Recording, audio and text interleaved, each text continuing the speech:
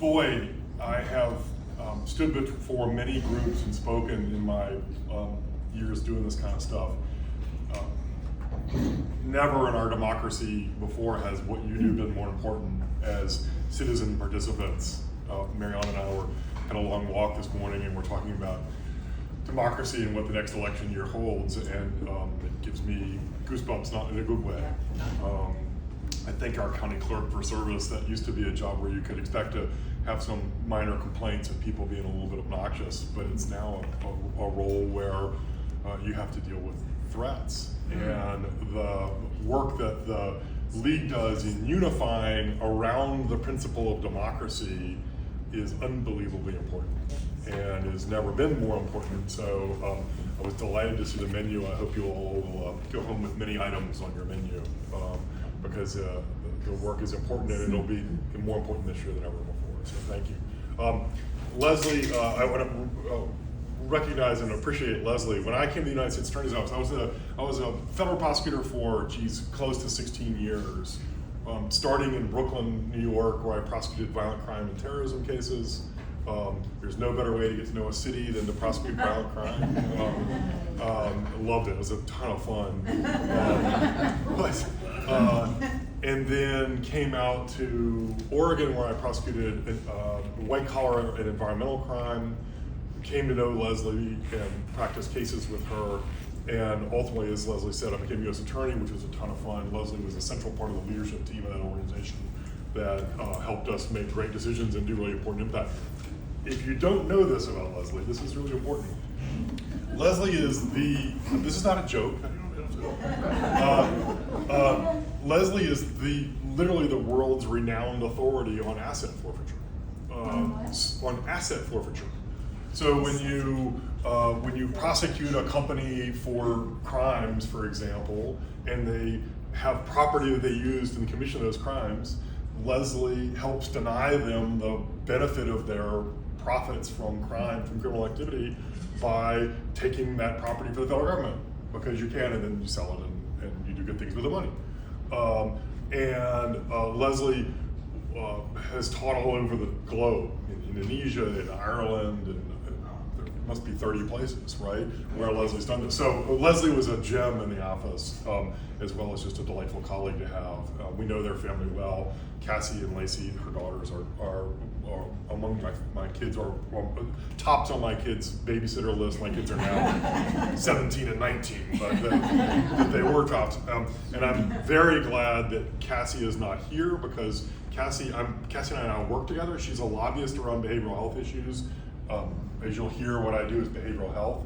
So I see Cassie a lot of times, and I heckle her when she speaks, so I'm glad she's not here to heckle me. I don't really heckle her. I always take a picture of her and send it to her mom. And she considers that heckling, but I'm just supporting her. As Leslie mentioned, my wife Marilyn Glenn is here. Marilyn is a veteran of the State Department and the White House. She was the Deputy White House Press Secretary for Bill Clinton. And I've worked in politics most of my life as well. Grew up in politics, as Leslie mentioned. That's why we are fundamental believers in the work of the League, and very much appreciate what you do. So I'm doing something a little bit different now. Since my time as U.S. Attorney, I served with Leslie until about 2010, right? 2012. And left that work, and not long after leaving that work, I joined this amazing organization called Lines for Life. Lines for Life is a nonprofit dedicated to preventing substance abuse and suicide, and to promoting mental wellness. We're Oregon-based. Most of our work is Oregon. There's some stuff we do nationally, but most of it is Oregon-based. And it has been a remarkable journey at Lines for Life. As Leslie mentioned, we've grown tremendously in the 10 years, I guess it's a little bit more than 10 years I've been there now. I feel like I got on a surfboard in a quiet bay, and now I'm riding this incredible, enormous wave, as during my time there, our community, our nation, our state has come to understand the vital importance of behavioral health and mental health as an essential part of success as a community, as an essential part of the health of the community. So Leslie credits me with the growth, but really it's about a realization in community of the importance of what the people whom I work with are doing and the importance of supporting them. So when I started the organization, we had 26 people and revenues of about $1.6 million, and now we have 275 people and revenues of close to $20 million doing this work. And as I hope you'll agree when I'm done, the work they're doing is really important. I work with people who save lives every day. They're doing it literally right now. And it's really an honor. It's interesting to be there as a non-clinician, and I didn't come from this world, right? I was a federal prosecutor. I put people in prison for a living. I loved it. It was fun. It was important. It made impacts in community. But what I'm doing now is very different. It's been interesting because my background from the non-behavioral health world has proven to be very impactful in the behavioral health world. I can go to audiences of law enforcement and have a totally different impact from if a social worker was in front of them trying to convince them that they need to pay more attention to behavioral health, for example. Some people look at me and say, how did you get to behavioral health from prosecuting people? That feels like a disconnect. And I'll tell you, the truth is it's the smoothest transition you could possibly imagine. And the reason for that is I came to understand as a federal prosecutor, again, work that I really love and value, and sometimes miss, but I came to understand doing that work that almost everybody in that system is there because of untreated addiction or mental health. And that's true in the federal system too. It's definitely true in the state system. It's almost every, if you were to go hang out in the Clackamas County Circuit Court or Multnomah County Circuit Court, what you would see is people who are struggling with addiction or mental health, almost exclusively. But it's also true in the federal system where the crimes are much bigger, frankly, and where they have a different flavor. So I prosecuted a case of it was an oil recycling company which is a really important thing, frankly, but they had a huge discharge into a drainage, into a stream across the river, across the Willamette. They ended up killing a bunch of animals and messing up the stream, and had this huge fire. It was a total disaster. And it turns out the reason they had been, and they had done, this had happened because they had mishandled hazardous waste. And the reason they had been mishandling hazardous waste is that the CEO was cutting corners on expenses so that he could pay the cost of high-end addiction treatment for his daughter. Wow. Right, so even the point is that, sure, the blood and guts cases, as we call them, sure, you see a connection to addiction there. But even in these more traditionally white-collar cases. So when I became United States Attorney, which is the leader of the Department of Justice for Oregon, you got 3 offices, and I don't know, back then it was probably 115 people. It's probably a lot more than that now. But I tried to use that significant bully pulpit to go upstream, to think about prevention, to think about how we keep people from coming into the criminal justice system in the first place, and by the way, keep them from victimizing people along the way, because you victimize people along the way when you're in that place. And so I did a bunch of initiatives around prevention with that office. We held this is in 2010. We held an opioid summit at the federal courthouse. This is the first of any kind. No one had done this anywhere in the nation, frankly, where we brought together people to kind of sound the alarm on opioids and prescribing. And it's hard to say. It's hard to capture this. No one knew about this at the time. Mary Ellen told me about it. Mary Ellen had worked in the field. And the state medical examiner had told me, you should stop worrying about heroin, you should start worrying about Oxycontin, is what she said. So anyway, so I did that. We had a prevention effort at Reed College.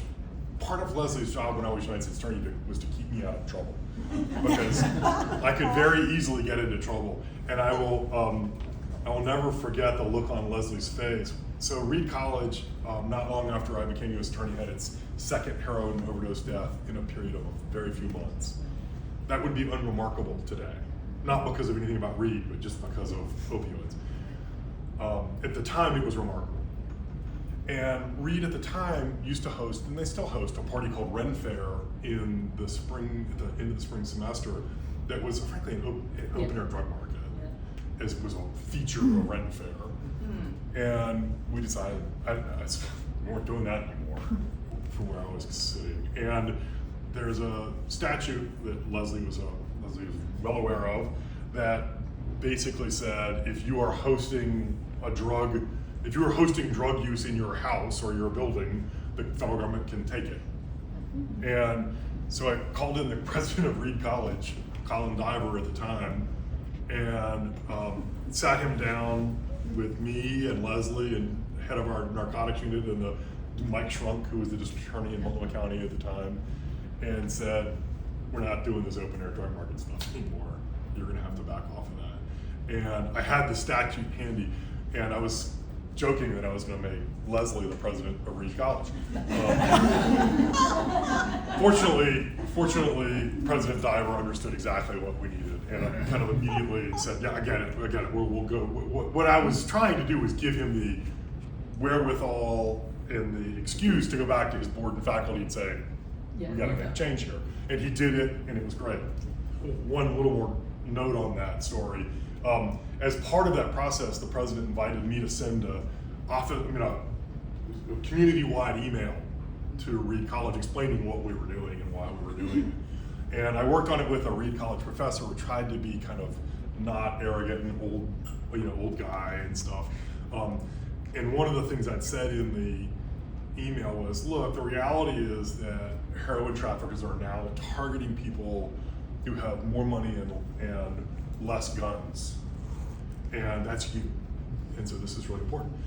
I got an email back from a student in response to that. It was 2 words, and this is so Reed College. Fewer guns. Correcting my grammar. Priceless. So anyway, sorry, I didn't mean to get distracted, but my transition to behavioral health came because behavioral health is the criminal justice system. It drives everything we do. Frankly, it drives a lot of what's going on in the civil justice system as well, as in the civil system as well. So I ended up at Lines for Life, where our mission is, as I said, preventing substance abuse and suicide and promoting mental wellness. We do 3 things really well at Lines for Life. We do crisis intervention, we do prevention work, and we do policy and advocacy around those issues. Let me say a little bit about what that means. Crisis intervention. We answer about 165,000 crisis calls, texts, and chats a year. So 24/7, every single day of the year, people are reaching out to us through a number of different crisis lines, and the incredibly highly trained, remarkably compassionate people who work with us answer these calls, texts, and chats, and help people on their very worst day find a way forward, find a way to hope rather than to despair. It is remarkable to watch. As Leslie mentioned, one of the lines we answer is 988. If you pick up your phone and dial 988 right now, within about 20 seconds probably, someone at Lines for Life will answer the call and be ready to talk to you and support you in any kind of challenge you're having. It ranges from people who are just having a crappy day to people who are actively suicidal. The majority of the people who call are actively suicidal, but not everybody, not by any stretch. That line has grown. It used to really be just us before it became 988. It was more high. It was a lot less people and more suicide. Thankfully, the line has expanded to be more of a behavioral health line. This 988 stuff is incredibly important. By the way, you can also text to 988 and have someone answer. We don't answer for the whole nation. We answer for all of Oregon. We have a partner agency in Marion County that helps us out with some of the folks down there in Polk County, but we answer about 95% of those calls. 988 is a new thing. Started July of last year. It's incredibly important, not just because it makes it easier, not just because it's easy to remember, not just because it's expanded from just suicide to really behavioral health support. It's incredibly important because of the work it is doing to remove the stigma around mental health. So when we say that you can dial 911 when you've been burglarized or you're in a car accident or there's a fire, part of what we're saying to you is it's okay to get help, and here it is. It's easy to get. Saying that in behavioral health, in the setting of mental health and mental health struggles, is incredibly important because people are embarrassed to get help. Nobody's embarrassed to call 911 after they're an offender bender. That's what you do. 988 will help us get to that same place with behavioral health because right now, every day, people do not seek help for their mental health because they're embarrassed, because they don't want the stigma that comes with it. I talk to parents who have lost children to addiction and to suicide all the time. And over again, what they say to me is, I lost my child to stigma. My kid didn't want to be that person, the person who had to go into recovery, the person who had to seek mental health. So 988 is helping take that stigma down, and that's really super important. Since we launched, here's my game plan. Like I said, our kind of a principal focus is on suicide prevention and substance abuse prevention. We'll talk a little bit about suicide, and then we'll talk a little bit about substance abuse prevention and what we're doing at Lines for Life, what the challenge looks like, and what we're doing on both of those things. And then I'll try and leave a bunch of time for questions too.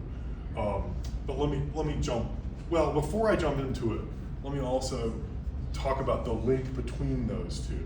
So it's funny, even when I started at Lines for Life as the CEO there, I'd worked in substance abuse prevention work as U.S. attorney, right? I'd done stuff around opioids, et cetera.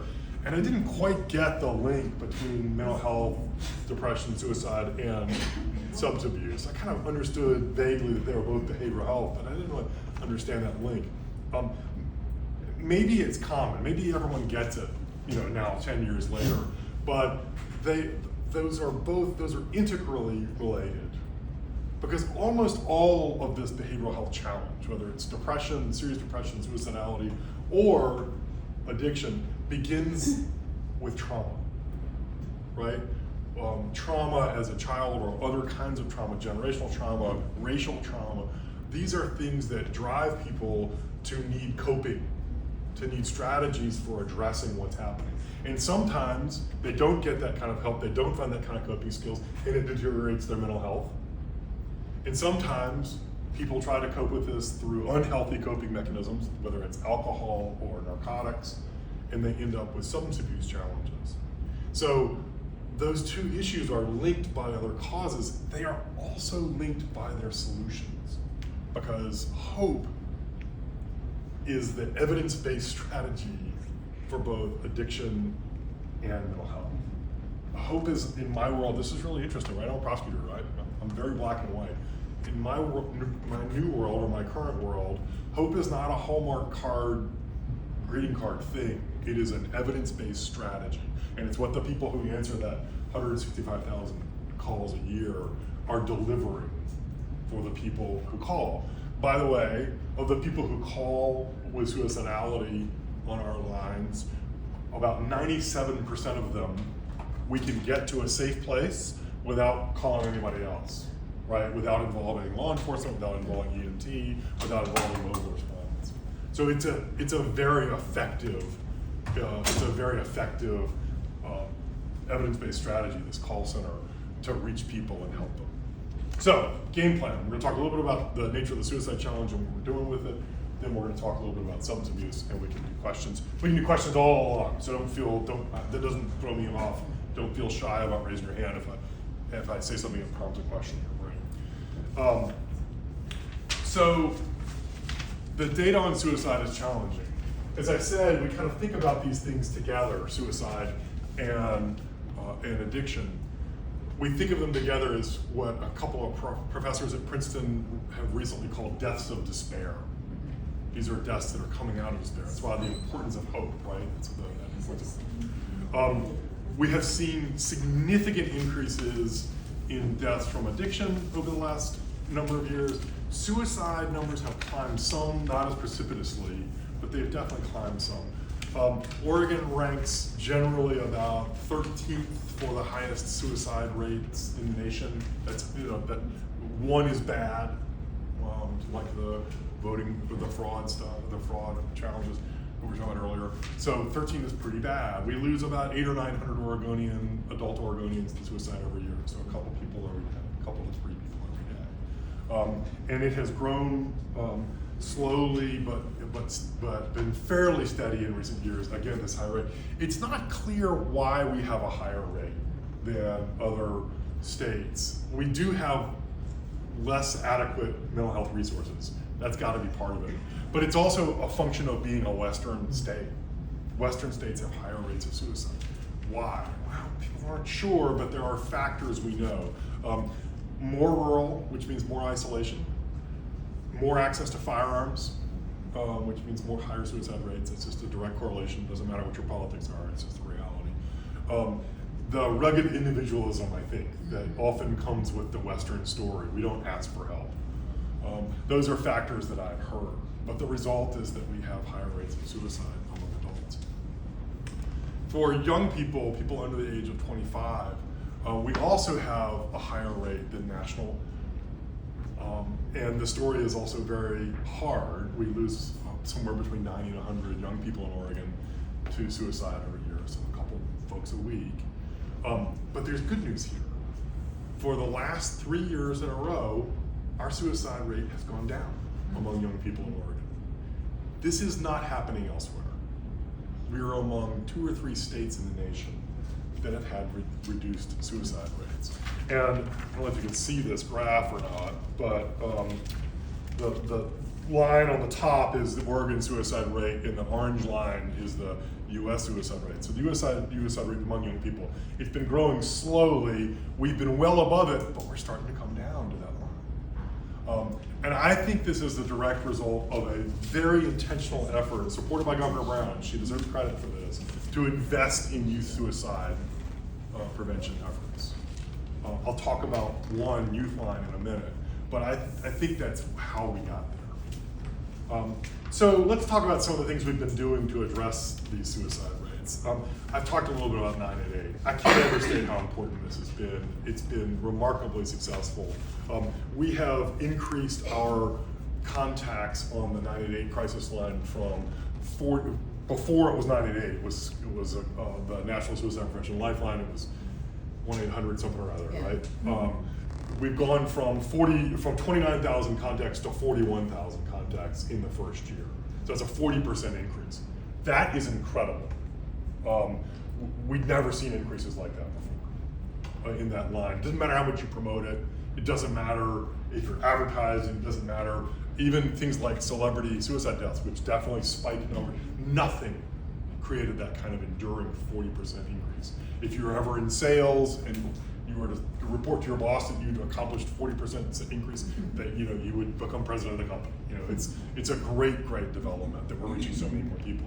And a big chunk of that is now on this text service, which is new. The text service, which launched in July of last year, is connecting with about 1,000 people a month that we just weren't connecting with. So that's been really important and really successful. With the help of folks like Cassie, Leslie's daughter, we last summer got a fee passed in the legislature on a bipartisan basis to you'll now be paying 40 cents a month on your cell phone to support this 988 service. Thank you, we appreciate it. It is so hard to get taxes passed in Oregon. Yeah. There's all these structural barriers. And it was kind of remarkable. I couldn't believe it happened, frankly, because if you'll remember, the legislature was totally off the rails in early June, and it just didn't look like anything was going to happen. And all of a sudden it came back, and our bill was part of the compromise. So thank you, Cassie. But it's an important step. We're doing a lot of the right things, I guess is my point, around suicide prevention. Let's talk a little bit about youth suicide prevention, because this is one of the coolest things that Lines for Life does. If you are a young person struggling with having a bad day or something much more serious, you can reach out to our youth line and find a very highly trained, very compassionate teenager to talk to you and help you with your challenges. This is the kind of genius and magic of the Oregon Youth Line. I don't know how many of you have driven carpools, probably most of you. We have 2 kids, they're teens now, but when they were a little bit younger and we spent our entire weekend going to this practice or that practice, with the kids in the back, I'm sure you'll remember that the kids talk about stuff as if you weren't there. Yeah. Right? I miss that. Right? Yeah, you're right. Imagine, if you will, a conversation going on back there about one of the kids being bullied. If you were to pipe up from the front seat and say, hey, you should talk to your mom about that, it would be like a wall going up between the front seat and the back seat.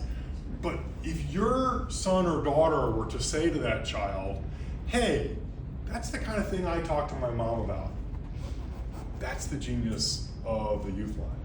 That peer engagement that is really devised around improving help seeking. That's the psychology buzzwords for it. But what it means is making it okay to ask for help. So the Youth Line kids are not counselors, right? That's not their job.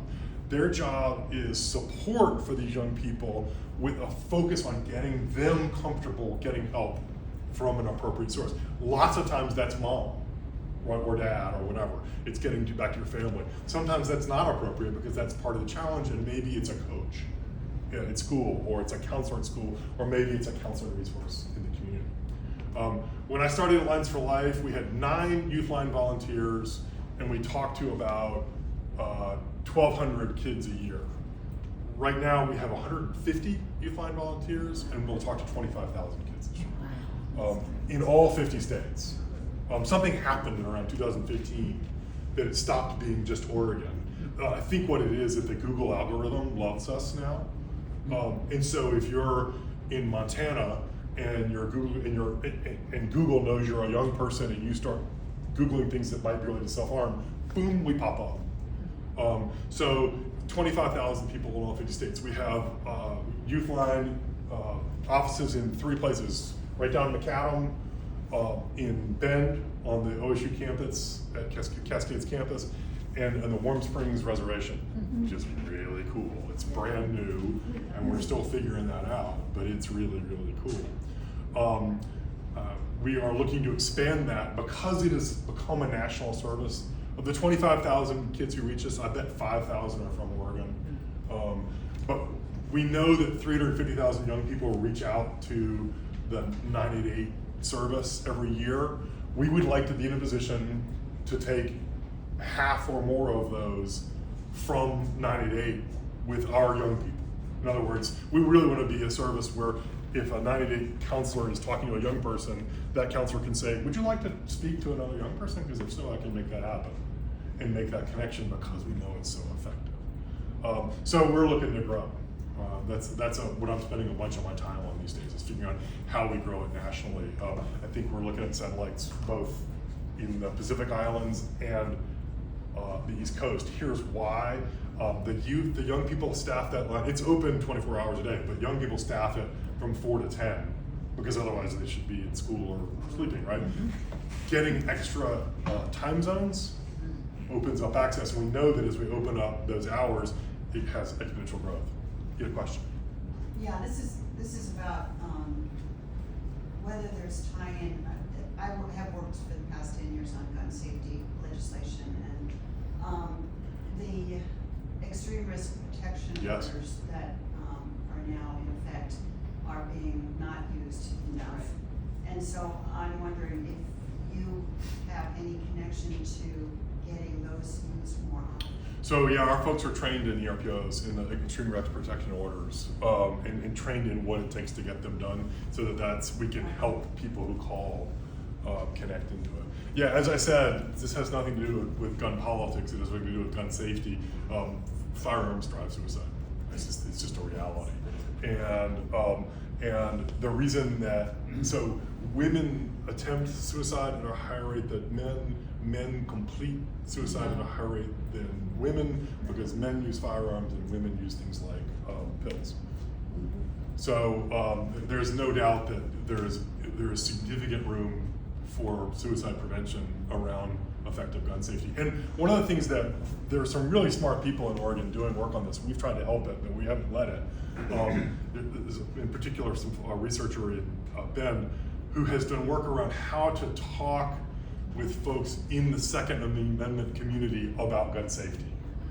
We spend a lot of time thinking about culturally appropriate responses to behavioral health challenges, right? So we have a racial equity support line, which is staffed by people of color who have experienced racism. And if you have experienced racism, if you've gone to Target and been followed around because you're black, and that sucks, excuse me, but if that has triggered for you some trauma, you can call this line and get help, right? Likewise, figuring out a culturally appropriate response for folks who are really devoted to their gun rights has been really very effective. And so the kind of tagline of this research is, people who love guns love you.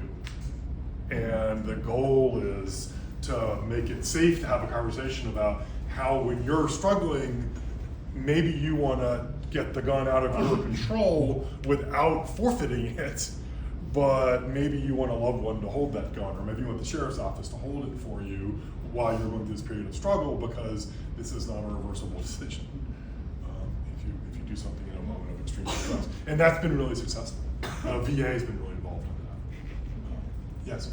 I have 3 points. Okay, great. First one, a friend of mine, Judy Cushing, was very involved with Lines of Life. Judy is the founder of Lines of Life. Yes. Remarkable, yes. I thought maybe you'd work with her. Yes. The other point was what I call the post-pandemic era, and what you have observed in what you've been doing over time with crisis intervention. And the last one, you mentioned the opioid issue. What about fentanyl? Yeah, good. Let's talk about that. Okay. So let me. So first of all, Judy Cushing, many of y'all may know her. She's a Laco native, or not native, but resident, and she was the founder of Lens for Life, and coerced me into taking the helm when she left. So I took the baton directly from Judy. She's wonderful. So what we saw in the pandemic was higher rates of suicidal thinking, but not higher rates of suicide. So kind of interesting. I think we're still unpacking what that means. One of the most important trends we're seeing in suicide these days is suicide, higher rates and really alarming rates of suicide in certain communities. LGBTQ plus community is really hard. And same thing, the suicide rate among African young men is growing faster than almost any other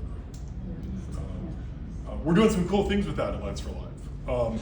We have a cultural engagement team whose job is to figure out how to empower communities of color to ensure better access to behavioral health care. So that's a lot of gobbledygook. What does it look like?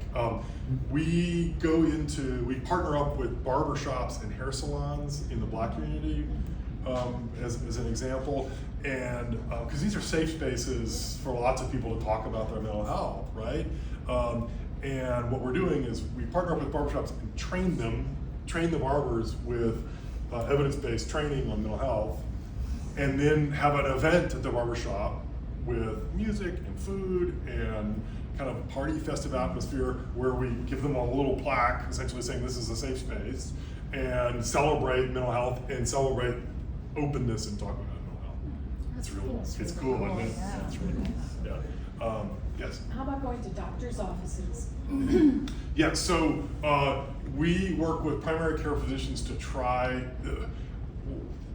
so a couple things. One, we work with primary care physicians to better access our lines to make sure they know that we're a resource. But we also do kind of systemic work. We host an annual conference on opioids and addiction, which is really targeted to health systems to help them do better with everything ranging from prescribing to integrated behavioral health and what they do. We need to get to a place where our primary care doctors not only screen for mental health stuff, which they're doing better at, but also have an in-house response for it, as opposed to, here's a number you can call, and in 3 or 4 months maybe you'll have an appointment. It needs to be an integrated response. Even just having leaflets that Yes. they can put next to the diabetes one on the wall. Yes, that's right. And Yeah, then that's right. somebody who's sitting there for 15 minutes, might be looking at it and say, oh, Yeah, that's ask right. a question. I think that's right. and then get a response either immediately or from somebody else in the office later on in the Yeah. day or something like I that. think that's exactly right. We try to do that, but we could do more of it, and that all comes back to this notion of taking out stigma. Let's talk about addiction a little bit and about opioids and about fentanyl. So this opioid story is not new. The history is incredible and hard. If you're fiction readers, there's a wonderful trilogy of books called the Sea of Poppies trilogy by a guy named Amitav Ghosh, who's from Bangladesh, or I think he's from Bangladesh. It's a wonderful novel about the evolution of poppy cultivation and opium sales in India onto China. And it includes they're historical novels, but they're brilliant and beautiful because of the character development, if you like that stuff. But this story really takes off in colonial England when the British East India Company forced Indian pauper farmers to stop growing lentils and start growing poppies. And then forced China to allow them to sell opium in China as their principal market.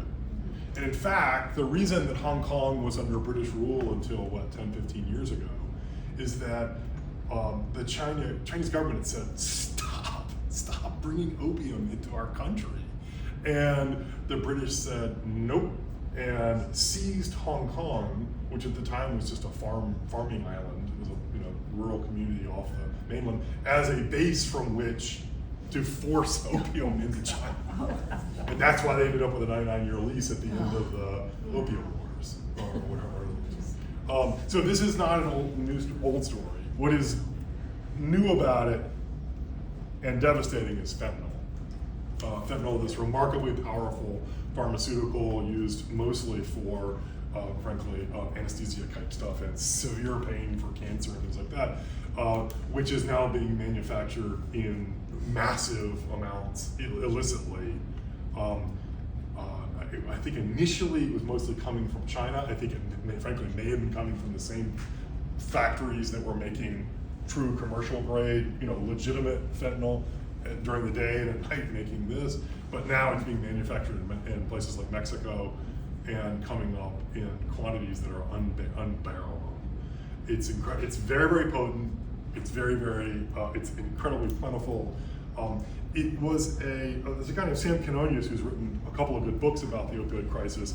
Sam argues that it was a very intentional decision by Mexican cartels to switch from an agricultural-based product to an industrially produced chemical product. Selling things that grow is a pain in the butt. Yeah. You need rain, you need farmers, you need to transport it, and by the way, it smells funny, right? So dogs and other law enforcement interdiction methods work. That's not true of fentanyl. That's not true of Oxycontin either. You can produce it in an industrial park and then put it in a FedEx box and send it to the United States, and nobody can do anything about it. I was actually down in San Diego in September, and did a border tour. I'd been there 12 years ago as U.S. attorney. The border is very different now from when. But one of the things we did was we went into a tunnel, one of the many tunnels that has been seized that goes from the Tijuana side to the U.S. side. And I was with a bunch of law enforcement guys, and I couldn't say no. I didn't really want to go 40 feet under the ground into a 4-foot hole. It's fascinating. These tunnels go from it's not like it's some random rural scene. There's a warehouse there, and that's in Tijuana, and there's a warehouse there, and that's in the United States. And the tunnels go from one warehouse to the other. Wow. And they have little rail systems in them, and you can move enough fentanyl through a tunnel in one day to kill everyone in the United States. That's not sarcasm. So the lesson I took away from that is that while interdiction is incredibly important, the law enforcement piece of dealing with the drug crisis is important, the only way we're gonna get out of this is prevention. And we abandoned prevention in Oregon about 8 years ago, maybe 10. And I think it was a mix of things. We do public health prevention, but we don't do prevention in schools. We are starting to, again, thanks in large part to an organization called Song for Charlie. There's this amazing couple here in Beaverton, Jen and John Epstein, who lost their son Cal to an opioid overdose about 2 years ago. It was one of these circumstances where he took what he thought was an Oxycontin and now he's gone. And they've started a one pill can kill initiative that gathered steam in the legislature, and now it will be required in Oregon classrooms as of I think next year for there to be education on fentanyl. So it's a start, but we have to have a comprehensive approach to prevention. We have to teach kids brain science so that they can make smarter choices. We know from tobacco campaigns that there are ways to reach kids that aren't patronizing and this is your brain on drugs. That stuff, it turns out, doesn't work. But there are systems that do work. We know from tobacco prevention, and we've got to build that back and work. Yes. Is meth still a problem? Oh, big time. Yes, thank They you. go hand in hand. It's good. It's a great question. Is meth still a problem if you do it? Yes, meth is killing more people than ever before, and I don't have a significant number of the people who die from drug overdose die from polydrug use, from multiple using both of those drugs and or other drugs. Yes. He took the commercials off the air for tobacco, and there was a huge drop. Yes. And it continues. Yes. And then all of a sudden, every time you turn the TV on, what do you see? A drug commercial. Yeah. About how happy they are. Yeah. In the fine print, you lose your life, you lose your limb, but Yeah. people look happy. Yeah. Start and finish. Is that having an impact? It's an interesting question. The opioid crowd does not advertise publicly like that. And not just opioid, but Yeah. could that transfer? It might. To I the don't know. sense of drugs will make you.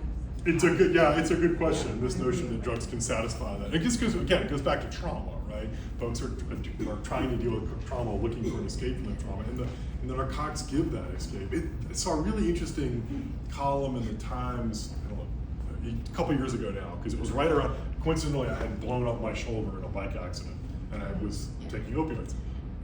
And what this person who had struggled with addiction was saying was, what opioids do is essentially add a smell of warm chocolate chip cookies to your feeling system. And if you are in a place where you do not have a loving, supporting environment that is already providing that, this is unbearably attractive. If you have that kind of network of support, then like when I was taking opioids, I could stop easily because I had this. I didn't have the hold of love and support. So that comes back to the prevention. I believe Beaverton School District Yes. has made a curriculum around fentanyl. And Representative Bonamici is making it available federally with Beaverton School District's enthusiasm. It's exactly right. I was at Beaverton High School with Rep. Bonamici and John and Jen Epstein, I don't know, 6 weeks ago, something like that. That curriculum will be the curriculum that's in all of the schools in Oregon by law. I assume they're going to choose that curriculum. Follow-up question. Are you reaching into, especially middle and high schools with your 988 and other youth lines and all With the that? youth line for sure. In fact, if you've got kids in the Lake Oswego school system, our phone number is on the back of it. The youth line connection is there. I think PPS, on the back of their student IDs, sorry. On back of what? Their student identification cards. So yes, absolutely. And we are launching a new satellite for the youth line, new youth line call center at McDaniel High School in Portland Public, which is on the east side of the river, which is awesome because it will be easier for people to get to from some of the communities of color that it's a little harder to get to. By the way, I should note that one of the new innovations we have, thanks to support from a Clackamas County resident, is a work-study program for youth line volunteers. So for youth line volunteers for whom working for free would be a barrier, we now have a work-study program that can give you a stipend. Yes, ma'am. I just moved here 3 months ago from Swim, and on the Olympic Peninsula. Sure. The Jamestown Squamish tribe did this remarkable gift to the community, at least most of us thought it was, some did not, medically assisted treatment Yes. for addiction. And everybody was saying, oh no, you're going to have all the addicted people from Seattle coming out. Well, nobody's going to make a Larry ride out. There's no treatment. It has been remarkably successful. The tribes are a great asset Sure. because they're so impacted by it. Yes. Yeah, that's definitely right. And that's true for suicide as well. Both suicide and opioids have disproportionate impact on tribal communities. The medication-assisted treatment that your colleague has mentioned here is, this is one of the most important things you can take away today. There are medicines that really help with opioid addiction. One is called buprenorphine, and any doctor can prescribe it. It used to be hard to prescribe, which is insane because it's not hard to prescribe OxyContin, but they've now made it easier to prescribe buprenorphine. What it does is it blocks, it satisfies the receptors in the brain that gives them a similar chemical interaction without creating the euphoria that heroin or fentanyl do. The other is methadone. Methadone is a more potent version of this. It is very hard to get methadone. There are some wonderful providers in this community that do methadone, but methadone has been treated as, it is indeed addictive and it can be dangerous, but we know that it saves people's lives when done well, and we've made it so hard to get that there is actually legislation pending federally that would reform how we do this. This is Nixon era stuff. This is Nixon era war on drugs limitations that have been, artificial limitations that have been created on methadone access that we need to take back. Well, Is there a number like the 998, which I've been hoping for years and years? Obviously, it's been helpful. Is there a number for Youth Line, or does it come through 988? so there's a separate number for Youth Line, but actually most of those kids find us by text. So, which is of course how young people talk to each other. Yeah. So we've talked about whether or not we want 988 to have a special off-ramp for Youth Line. We might get there, but we got to build the capacity first. So that's what we're working on, is kind of raising the money and building the staff to be able, and the volunteer support to be able to actually take those numbers. So how do they find you? So I think most young people find us on Google. We do a little bit of advertising, not a lot. Oh, time, I'm being told. Okay, well, let me wrap up. Marilyn's in charge. Let me wrap up with kind of let me offer you some hope. This stuff is really hard. There's no doubt about it. If you've been downtown in Portland, you know how hard it is. We live in inner southeast. It's hard. But there's hope in some important ways. One is that we as a community are recognizing that we have to do better, and that we're both losing lives and friends and neighbors, but also it costs more to not fix this problem than it does to fix it. It may cost us in the short term, but in the long term, it is what it's doing to healthcare systems, what it's doing, the cost it's imposing on us on healthcare, not to treat the addiction, but to all the other stuff that comes with it. We've got to do better. So, hopeful point one is that I think we're getting there. We're getting to a community consensus that we need to do more and need to be more effective. What I think we need that we have not gotten in Oregon yet, and it really needs to be, frankly, Tri-County and even Multnomah County focused, we need a plan. If you bring together the smart people I get to hang out with, like the guy who runs Central City Concern and smart people with lived experience, and put them in a room like this and say, can we agree on 5 things that we have to do? The answer is yes, they can.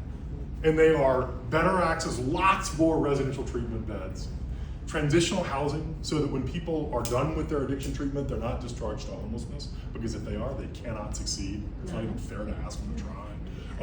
We need more engagement by peers, by people who have struggled with addiction, going out to work with the people who are living in tents, et cetera, to try and encourage them into addiction treatment. But the point is, there are 4 or 5 things that almost everyone agrees we gotta do, but for whatever reason, we have not written that down and said, this is our plan. It drives me crazy. Second, we need a person in charge of it. There just needs to be, I don't know if you call them a czar or what, but you need someone who's in charge, whom you give broad latitude to get this stuff done. We've got this Joint Office of Homelessness. Part of the challenge there, I think, is we haven't given the person in charge of it enough latitude. Let them go. As opposed to having them have to cross all these processes off. We are processing ourselves to death on getting public policy change in the middle of a crisis that is killing people every day. Just do it. Just do it. And then third, hold them accountable. But what you can do, in addition to kind of voting in that way, voting and holding your folks accountable, politicians accountable accordingly, I come back to stigma. Come back to what? Stigma. Oh, Make it okay to talk about mental health. It is okay to struggle. All of us do.